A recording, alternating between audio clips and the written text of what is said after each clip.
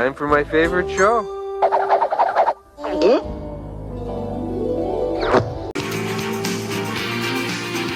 Hello, everyone. I'm Dana Perino, along with Rosanna Scotto, Kennedy, Jesse Waters, and Tyrus. It's 5 o'clock in New York City, and this is The Five.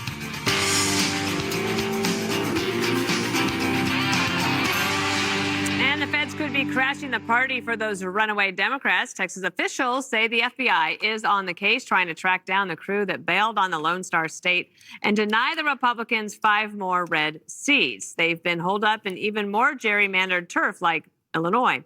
But Texas Governor Greg Abbott says the dragnet's already closing in.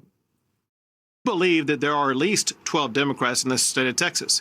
We have a dragnet taking place as we speak right now across the entire state to locate and to bring to the Capitol at least a dozen Democrats here in the state of Texas, as well as efforts we are undertaking in other states to bring these runaway Democrats back to our state. And that's not all. Texas Attorney General Ken Paxton has launched an investigation into Beto O'Rourke's political group for reportedly funding the travel of the runaway Democrats, including those ritzy private planes they took to get out of Dodge.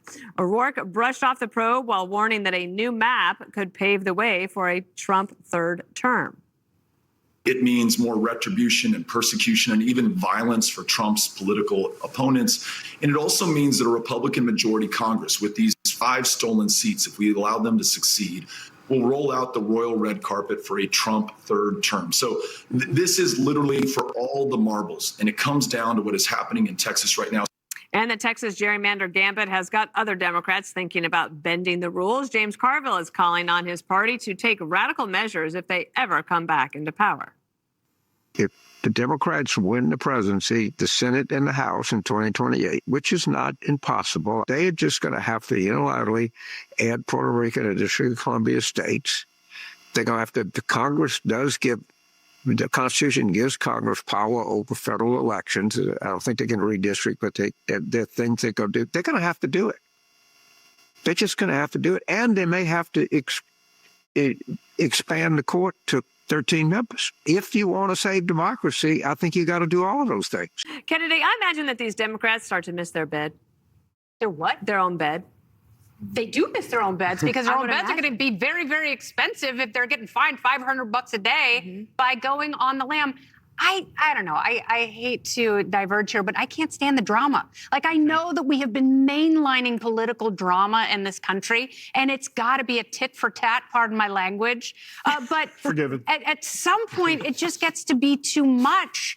And, you know, yes, Democrats are going to run out of states to gerrymander. And they're going to, you know, James Cover like, we're going to go get Puerto Rico. And then, you know, Jesse's going to be president, and he's like, Estonia, Latvia, we're coming for you. But it gets to be too much at some point, and the Supreme Court has been asked to step in with several cases, and they always step aside and say the states have to be the ones who decide how their elections go. But at some point, they're going to push it too far, and we're just going to crater, and then we're all going to be on the government cheese at those state-run grocery stores like we're going to have in New York City, and we're not going to like the ending to this ongoing drama. So I'm Jessica Tarlov, and I say Democrats come home.